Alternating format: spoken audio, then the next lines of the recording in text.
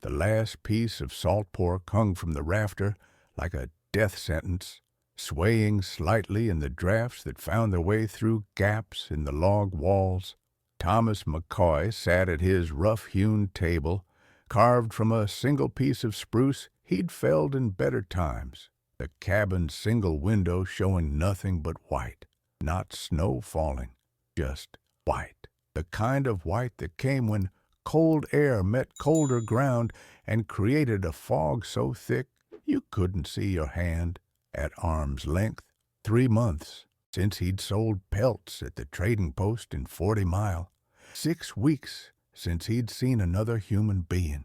The fire in the stone hearth burned low, each log a calculated risk against the cold that waited outside like a living thing, patient and hungry. He was 28 years old and dying slowly in the Yukon wilderness, watching his future shrink with each sunset. The trap line had been his salvation once, 2 years ago, when he'd first staked his claim to this 100 acres of frozen.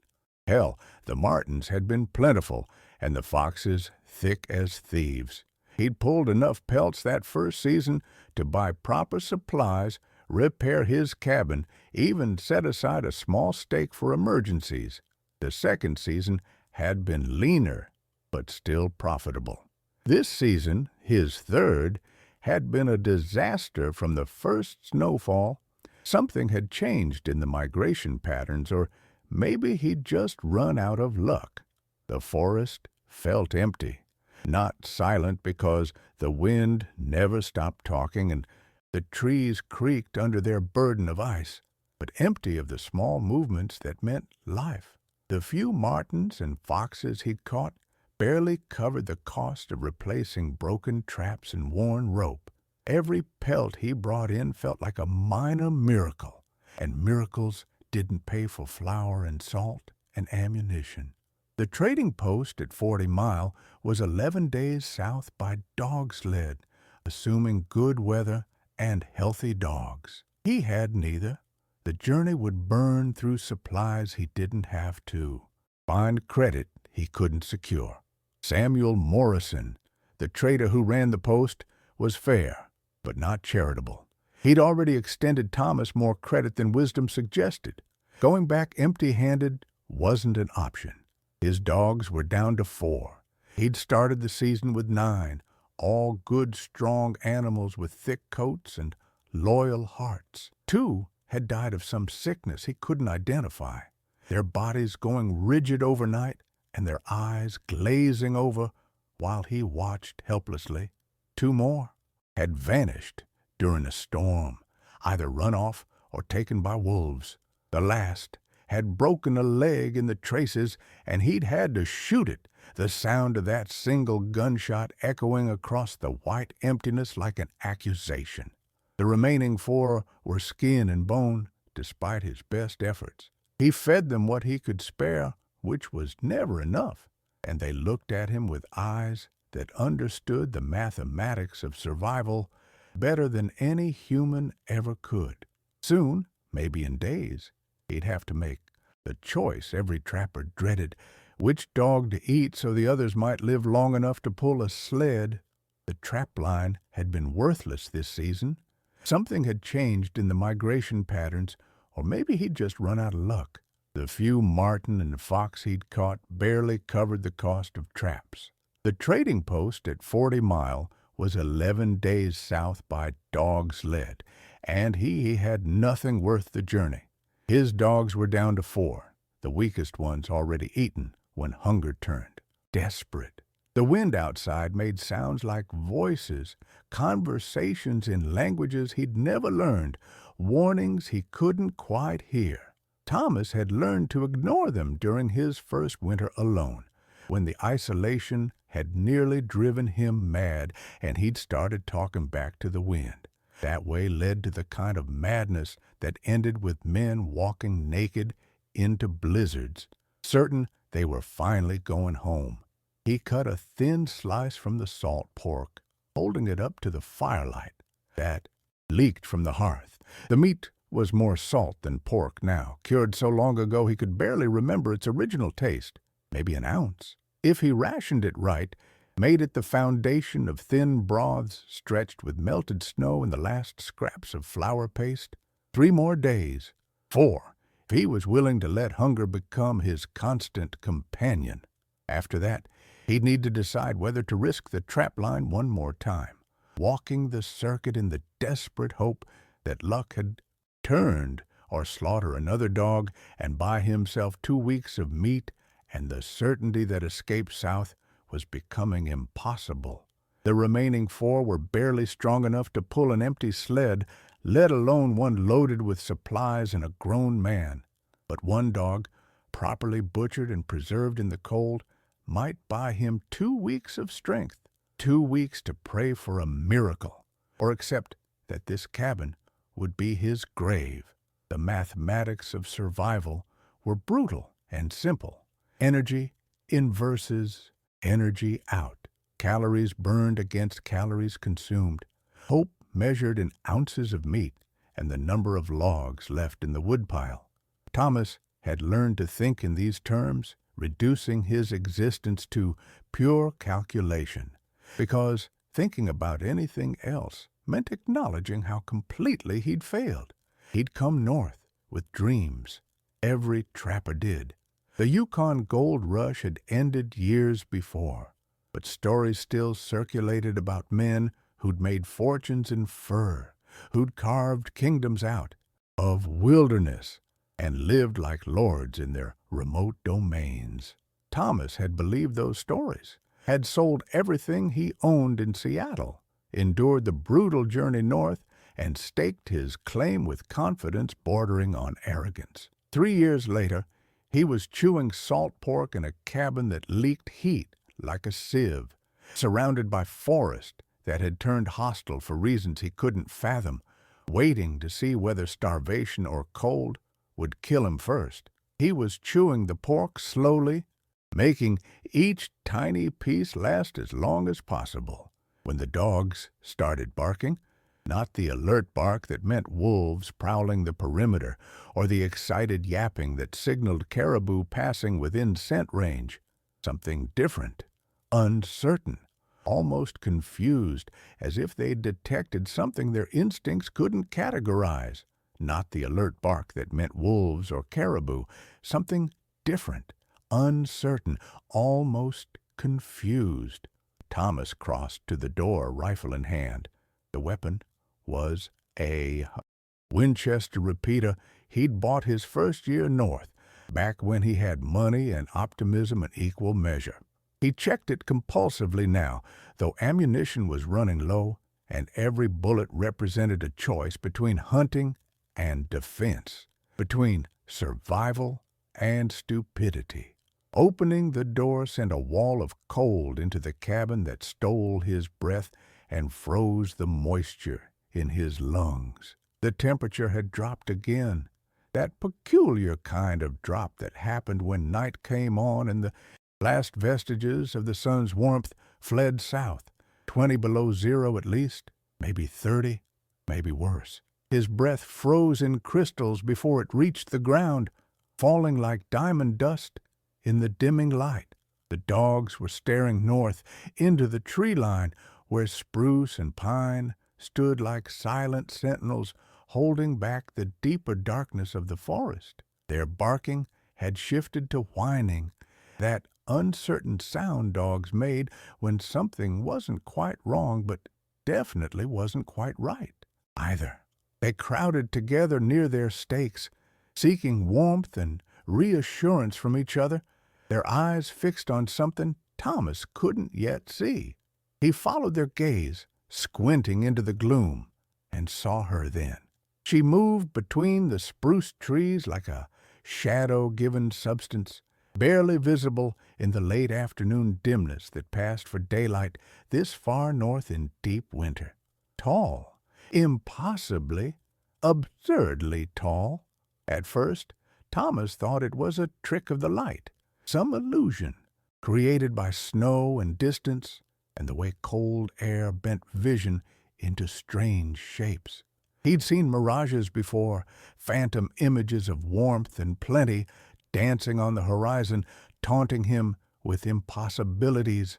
But as she came closer, stumbling through drifts that reached her knees and would have been waist deep on a normal-sized person, he realized she was real. Completely, undeniably real. She had to be 7 feet tall, maybe more, shoulders broad as a logger's, wider than any woman he'd ever seen, and broader than most men. She was wrapped in caribou hide that hung in tatters, the fur matted and torn, stained dark in places that might have been dirt or might have been blood. Her face was Inuit, those distinctive high cheekbones and dark eyes he'd learned to recognize during his occasional trips to 40 Mile, where Inuit traders came to exchange furs and stories. But there was something profoundly wrong with how she moved. Not quite a stumble, not quite a fall, the desperate mechanical gait of someone who'd been walking too long, who'd pushed past exhaustion into that territory where the body continues moving purely because stopping meant death. Thomas lowered the rifle, letting the barrel point at the snow. Whatever she was, whatever had brought her to his clearing, she wasn't a threat. At least, not the kind of threat that required bullets. She saw him and stopped 30 yards from the cabin, her figure framed by the dark wall of forest behind. Her. They stood looking at each other across the snow, two solitary figures in a landscape that specialized in isolation.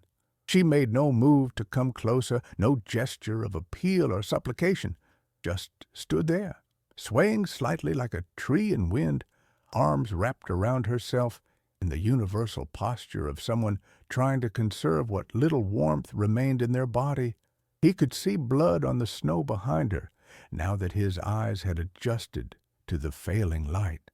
A trail of it, frozen droplets marking every step she'd taken, each one a small monument to determination and pain. The trail stretched back into the forest, disappearing among the trees, suggesting she'd walked farther than seemed possible in her condition. The smart thing, the logical thing, the thing that every lesson he'd learned in 3 years of brutal survival demanded, would be to go back inside, close the door, bar it, pretend he'd never seen her. He had barely enough food for himself, and that was being generous with the definition of enough. The Inuit had their own people, their own ways, their own territories and traditions. She'd probably wandered off from some camp, gotten lost, or driven out for reasons that weren't his concern, ended up here by accident or misfortune. If he gave her shelter, he'd have to feed her, and she was huge. She'd eat twice what he would, maybe more. A woman that size would burn calories like a furnace just trying to stay warm, would need protein and fat in quantities he couldn't possibly provide. His 3 days of salt pork would become less than 2, maybe 1.5, if he watered the broth down to nothing. And then what? They'd both starve instead of just him. 2 bodies frozen in a cabin instead of 1. The mathematics were inescapable. Thomas looked at the blood in the snow, each frozen drop catching what little light remained, then at her face. She wasn't asking for anything, wasn't begging or pleading or even looking hopeful, just standing there like she knew exactly what his answer would be and was waiting for him to say it out loud so she could move on and die somewhere else, somewhere where her body wouldn't be a burden to whoever found it. She'd already accepted her death, was just giving him the courtesy of making his choice clear. Something in that acceptance, that absolute lack of expectation, broke something in Thomas's chest. Maybe it was seeing his own situation reflected in another person's eyes.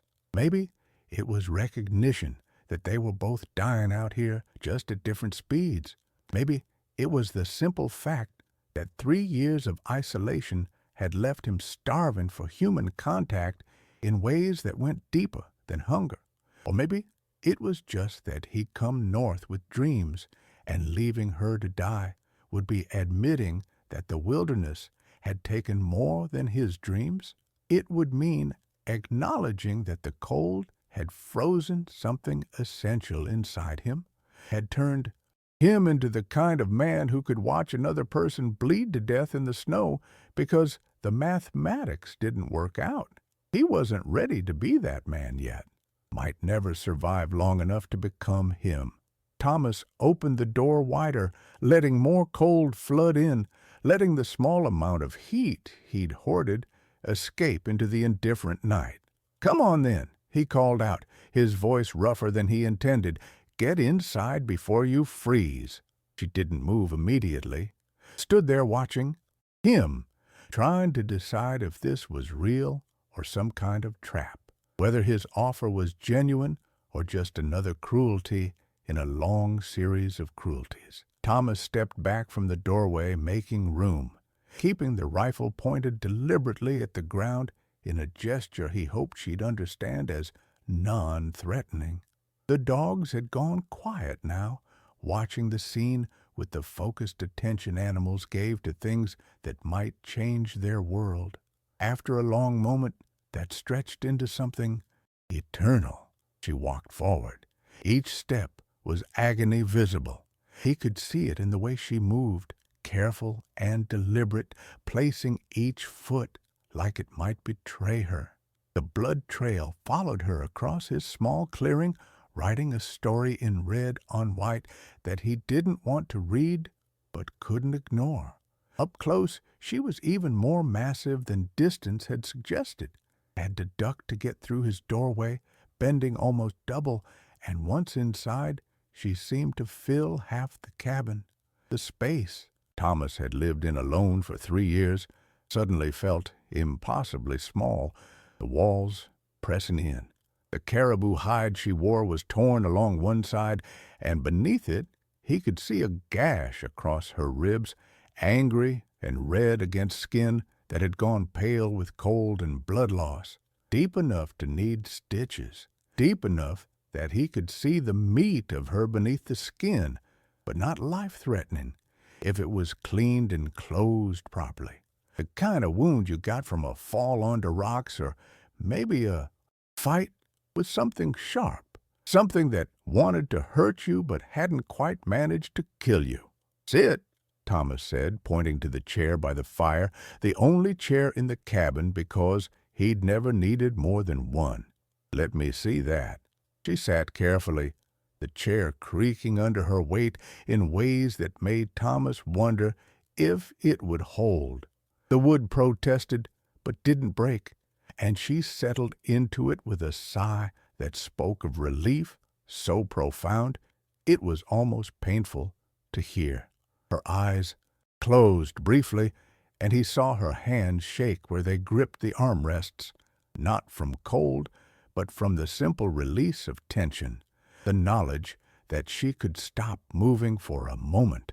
Thomas heated water in his dented pot, one of the few pieces of cookware he'd brought north that hadn't been lost or broken. While it warmed, he tore strips from his spare shirt, the one he'd been saving for emergencies. This qualified. The cloth was worn thin from washing and wear, but it was clean, and that mattered more than strength right now. When the water was hot enough to sting, but not to burn, he brought it over and knelt beside her. She watched him with eyes that reflected the firelight, making her look almost otherworldly in the flickering shadows. He dipped the cloth and began cleaning the wound, working carefully around the edges first, removing the dried blood and dirt that had crusted around the injury. She didn't make a sound while he worked, not a gasp or hiss or whimper, just stared into the fire with eyes that had seen too much and expected nothing. He'd treated enough injuries during his years trapping to know that this had to hurt. The wound was deep and already showing signs of infection around the edges, the skin hot and angry. But she sat still as stone, breathing slowly and evenly, letting him do what needed to be done. It spoke to a kind of discipline Thomas recognized, the discipline of someone who'd learned that showing pain didn't help, that crying out just wasted energy, that survival meant enduring what had to be endured without complaint. He finished cleaning the wound and wrapped it tight with the strips of shirt, binding them firmly enough to hold, but not so tight as to cut off circulation. When he was done, he stepped back and looked at his handiwork. Not professional, but adequate. The bleeding had stopped, and the binding would keep dirt out. If infection didn't set in, she'd heal. When he finished, he turned to the pot hanging over the fire where he'd been making his last meal. The salt pork was floating in hot water, releasing what little flavor it still retained, creating something that was more idea of soup than actual nourishment. Thomas ladled half the remaining meat into a bowl and handed it to her. Half of almost nothing. Half of his last 3 days. But looking at her size, at the way her body had burned through reserves trying to stay warm and keep moving, half seemed criminal. She needed all of it and more. She looked at the bowl, then at him, then at the single piece of pork still hanging from the rafter, the last reserve that stood between him and starvation. Her expression didn't change, but something moved behind her eyes. Understanding. Recognition of the mathematics he was defying. "Eat," he said. "I've got plenty." It was the kind of lie that would probably cost him his life, and they both knew it. The cabin told the truth his words denied. Empty shelves, bare cupboards, 4 starving dogs outside, and a man who looked like he'd been carved from hunger himself. But she was bleeding and starving and had walked God knew how far through killing cold, and he'd already made his choice when he opened the door. The mathematics could go to hell. But she was bleeding and starving, and he'd already made his choice when he opened the door. She ate slowly, methodically, making the small amount of meat last. When she finished, she set the bowl down and looked at him directly for the first time. "Thank you," she said in heavily accented English. Her voice was deep, rougher than he expected. Thomas nodded. "You speak English?" "Some." She gestured at herself. "They call me Kanak. Means big, wrong, too much." He understood. In the silence of the cabin, with the fire crackling and wind howling outside, he understood perfectly. She was too big for her people, too different, the kind of different that made you an outcast. "Thomas," he said. "I'm Thomas Mackay." She nodded once, a gesture of acknowledgement rather than gratitude. Then she stood, moving toward the door. "Wait," Thomas said. "You can't go out there. It's dark. Temperature's dropping." She looked at him with those fire-lit eyes. "I cannot stay." "You have no food." "I see." He wanted to argue, but the truth was, right there in the empty cabin, the last piece of pork, the 4 starving dogs, the bare shelves where supplies should have been. At least, "Wait till morning," he said. "You can take the bed. I'll sleep by the fire." Kanak shook her head. "I sleep here." She pointed to the floor near the hearth. "I have slept worse places." That night, Thomas lay in his bed listening to her breathe. Even sleeping, she was silent, disciplined, taking up as little space as possible. He thought about the wound on her ribs, the blood in the snow, the way she'd thanked him without expecting anything more. He thought about the last piece of salt pork hanging from the rafter. When morning came, gray light filtering through the window, Kanak was already awake. She'd added wood to the fire and was standing by the door, wrapped in her tattered caribou hide. "I go now," she said. "Thank you for kindness." Thomas got up, crossed to the rafter, and cut down the last piece of pork. He wrapped it in a piece of cloth and held it out to her. "Take it," She looked at the wrapped package, then at him. "No, you need. I'll manage. You've got a longer walk than me." For a moment he thought she might refuse, but then she took the package, held it carefully in both hands, and nodded once. The gesture contained more than gratitude. It was acknowledgment, respect, the recognition of something shared between two people who understood what it meant to survive at the edges. She left without another word. Pulling the door shut behind her, through the window, Thomas watched her walk north into the tree line, following the same path she'd arrived by. The dogs didn't bark this time, just watched her go in silence. The cabin felt emptier than it had before she came. Thomas spent the next 3 days checking his trap line. Nothing. The forest was empty of everything except cold and wind. He ate the last of his flour mixed with melted snow, a paste that sat heavy in his stomach without providing real nourishment. The dogs were skin and bone, their eyes accusing him of failures he couldn't explain. On the 4th day, he made his decision. He'd slaughter the weakest dog, preserve what meat he could, and make one final run of the trap line.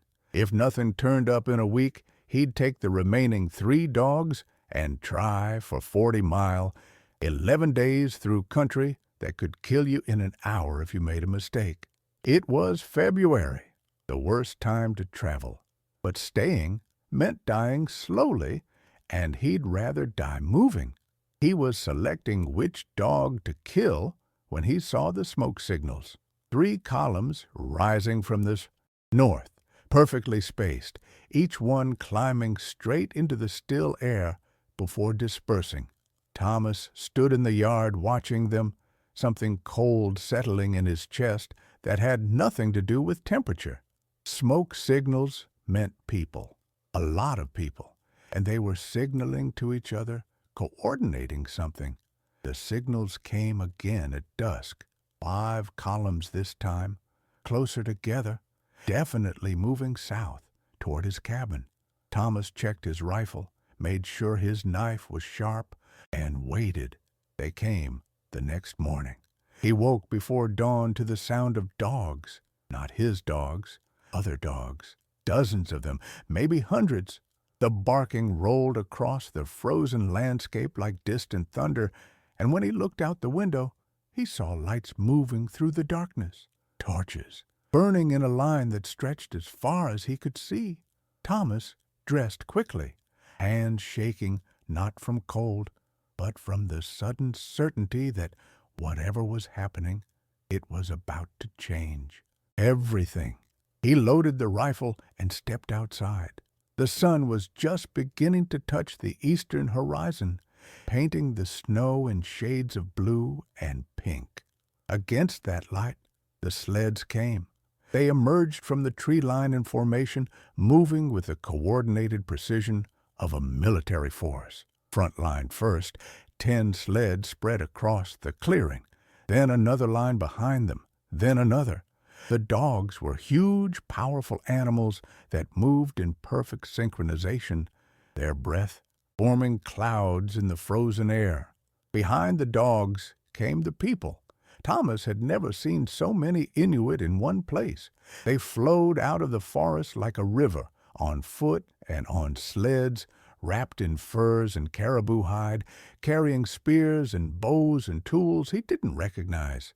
50 people, 100, 200, 300. They surrounded his cabin in concentric circles, completely silent, except for the panting of dogs and the crunch of snow under countless feet. The morning light caught on spear points and the whites of watching eyes. Not a single person spoke. Thomas stood in his doorway with the rifle hanging loose at his side, trying to understand what he was seeing. This wasn't a war party. War parties moved fast and struck hard. This was something else, something ceremonial. The circles parted, and an old man walked through. He was small and bent, wearing furs that bore symbols Thomas didn't recognize. His face was a map of wrinkles, and his eyes were the color of storm clouds. He carried a staff topped with carved bone that clicked against the frozen ground with each step. Behind him walked Kanak. She was dressed differently now. Clean furs, well-made boots, a caribou hide coat with intricate beadwork across the shoulders. The wound on her ribs was bandaged properly, and she walked with her head high, no longer trying to make herself small. The old man stopped 10 feet from Thomas's door. The silence was absolute. He spoke in his own language, words that rolled like distant thunder. Thomas didn't understand them, but he understood the tone. This was judgment. This was accounting. Kanak translated, her deep voice carrying across the clearing. The Angatkuk asks, "Why you helped me?" Thomas looked at the old man, then at Kanak, then at the 300 people surrounding his cabin. He thought about lying, about making up some noble reason or claiming he was just following basic human decency. But standing there in the morning light with an audience of hunters and a shaman who looked like he could read souls, Thomas found himself telling the truth. Because you were bleeding and hungry and I had a warm cabin. Seemed wrong to turn you away. Kanak translated. The old man listened, his expression unreadable. Then he spoke again, longer this time. The Angatkuk says you saw what I am. Kanak translated. Too big. Wrong. Cast out. But you opened your door anyway. You gave me food when you had none. You gave me your last meat and sent me away with full hands. I couldn't let you starve, Thomas said simply. The old man stepped closer, studying Thomas's face with eyes that seemed to see through skin and bone. When he spoke again, his voice was softer. Kanak translated. The Angatkuk says, I am his daughter, the last child of his old age, born too large, born different. The people feared me, called me cursed. When I was hurt, they left me to die in the snow. Thomas felt something shift in his chest.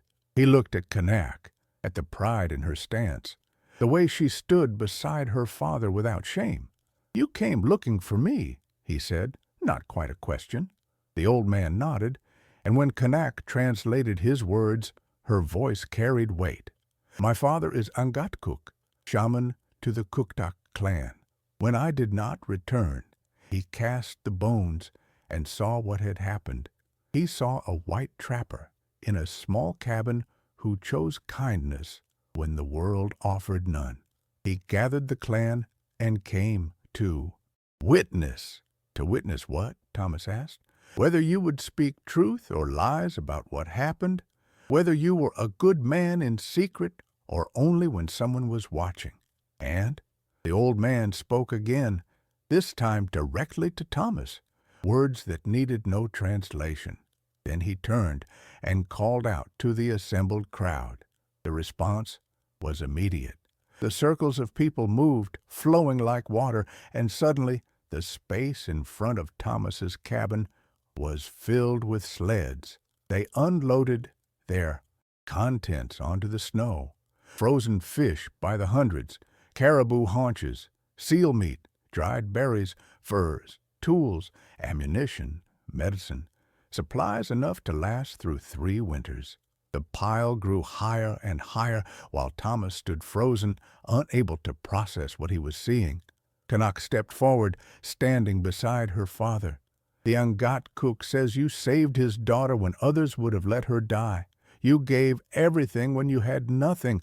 The debt is acknowledged. The Kuktak clan pays its debts. Thomas looked at the mountain of supplies, at the 300 faces watching him, at the old shaman whose eyes held something like approval. I don't need payment for doing what's right, he said.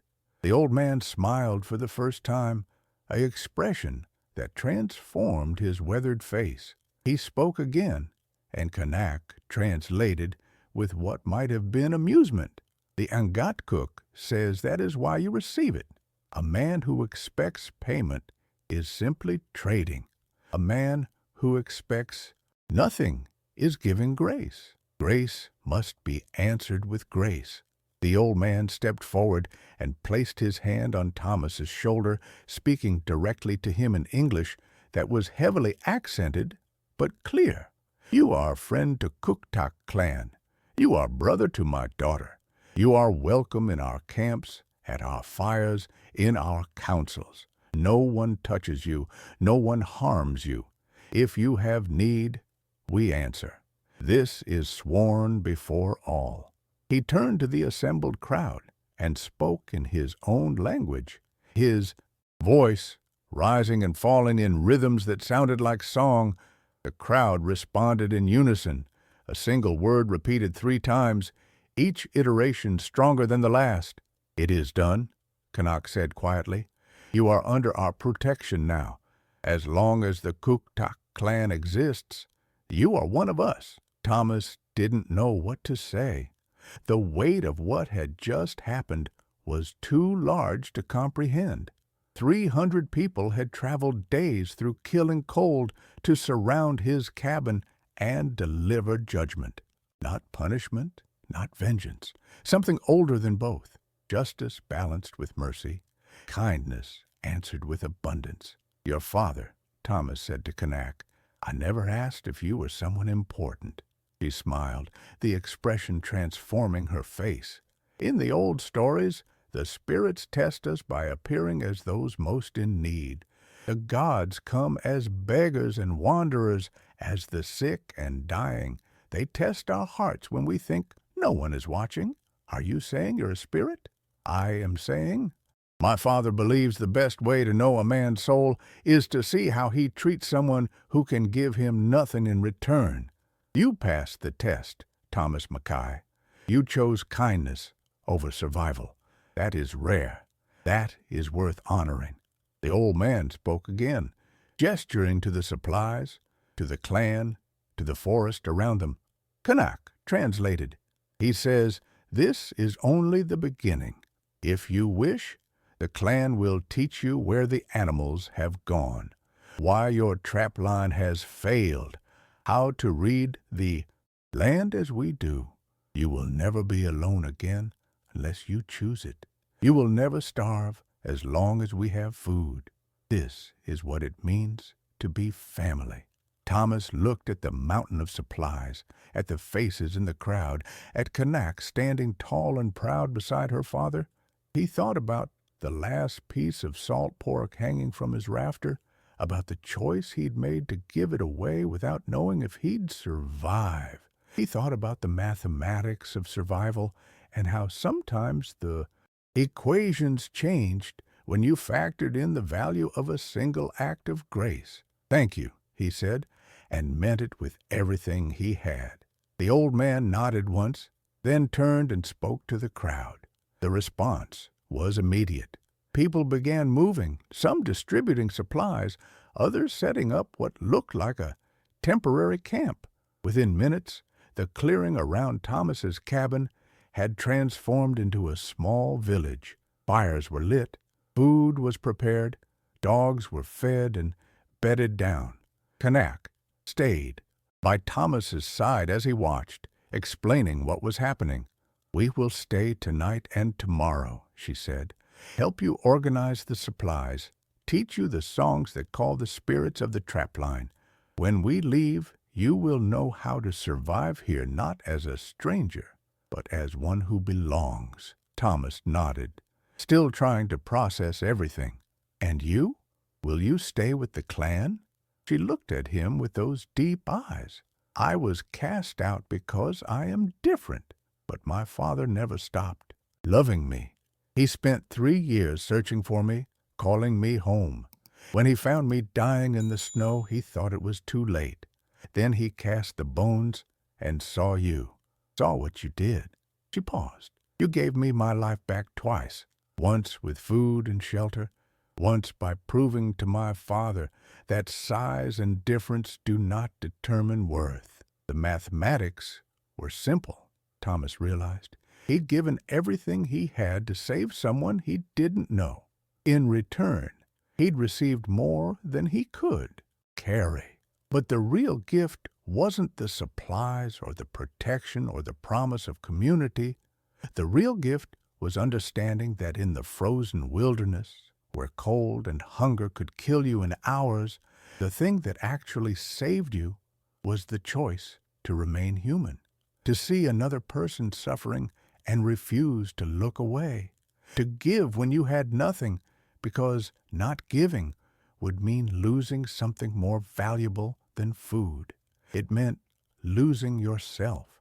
That night, the Kuktak clan held a feast around massive fires that pushed back the darkness and turned the clearing into an island of light and warmth. They shared meat and stories, songs and laughter. Thomas sat beside Kanak and her father, learning names and faces, beginning to understand the complex web of relationships that held the clan together. They taught him the songs that called caribou and the prayers that honored the spirits of slain animals. They showed him how to read weather in the flight of birds and predict game movements by the shape of clouds. Knowledge passed down through generations, offered freely because he'd proven himself worthy. When morning came and the clan prepared to leave, the old Angat cook placed his hand on Thomas's shoulder one final time. "Remember," he said in careful English, "winter always comes, cold always threatens, but family keeps you warm. Kindness keeps you alive. You chose well, Thomas Mackay. You chose grace over fear. That is the mark of a wise man." The clan departed the way they'd arrived, in perfect formation, sleds and people flowing back into the forest like water returning to the sea. Thomas stood in his doorway watching them go, his cabin surrounded by enough supplies to last 3 winters, his dogs fed and healthy, his future no longer a countdown to starvation. Kanak was the last to leave. She stood at the edge of the tree line, looking back at the small cabin, at the man in the doorway who'd changed everything with one simple choice. "Thank you for seeing me," she called out. "Not what I look like, what I am." Thomas raised his hand in farewell. "Thank you for letting me choose." She smiled and vanished into the trees. The silence that followed was different from the silence before, not empty, full, weighted with the knowledge that he was no longer alone in the wilderness, that somewhere out there 300 people considered him family, that his act of mercy had rippled outward in ways he could never have predicted. That kindness, given freely without expectation of return, was the most valuable currency in a world of ice and cold and endless white. Thomas turned back to his cabin, to the pile of supplies, to the 4 healthy dogs wagging their tails. He had work to do, organizing the gifts, preparing for the next season, learning the songs and prayers the clan had taught him. But first, he added wood to the fire and sat by the warmth, letting himself feel the weight of what had happened. The test he'd passed without knowing he was being tested, the choice he'd made when he thought no one was watching. The mathematics of survival had changed. The equations now included variables he'd never factored before: community, protection, belonging, the knowledge that giving everything away could result in receiving more than you'd ever dreamed. In the frozen north, where cold could kill and isolation could drive you mad, Thomas Mackay had learned the oldest lesson of all, that we save ourselves by saving others, that grace given becomes grace received, that the smallest act of kindness could transform not just one life, but hundreds, and that sometimes, when you give away your last piece of salt pork to a stranger bleeding in the snow, you're not losing your chance at survival, you're finding it. The fire crackled in the hearth. Outside, the wind sang through the trees, but inside, the cabin was warm. Thomas closed his eyes and listened to the sound. of his own breathing, steady and strong, alive in a way he hadn't felt in years. Alive not just because he had food and warmth and protection, alive because he'd chosen to be human when it would have been easier to close the door and look away. That choice had saved him, and it always would. If you enjoyed this story of kindness in the frozen wilderness and want to hear more tales of the northern frontier, consider subscribing and letting me know what stories move you most.